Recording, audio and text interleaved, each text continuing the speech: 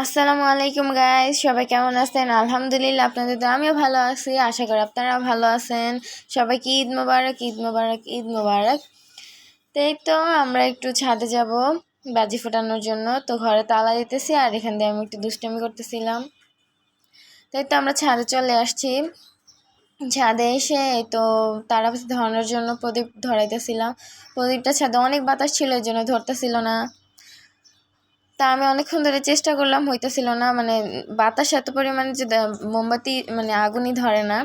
তো পরে আমার চাচি আবার কাপড় দিয়ে ধরানোর চেষ্টা করতেছিল, তো ওইটা আবার ধরছে। তো এটা নিয়ে চেষ্টা করতেছে। ছাদে অনেক বাতাস, তার জন্য ধরতে চাইতেছিল না। এই তো এখন ধরছে। এই তো আমাদের মোমবাতি ধরে গেছে।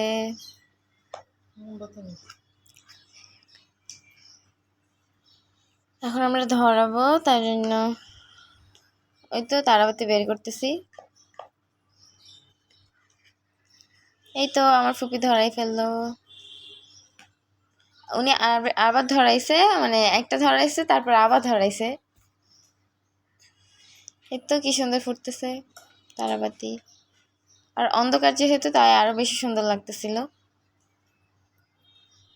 এই তো আমি চলে আসলাম তারাবাতি ধরাতে।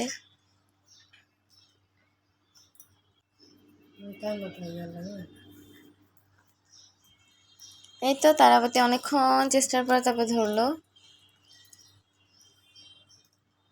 এই তো আমরা নিচে গেছিলাম, তো আপনারা তো দেখলেনই, গ্লোসারিজ কিনতে গেছিলাম। তো আমাদের প্রয়োজনীয় যা যা দরকার ছিল সব কিনে নিয়ে আসছি।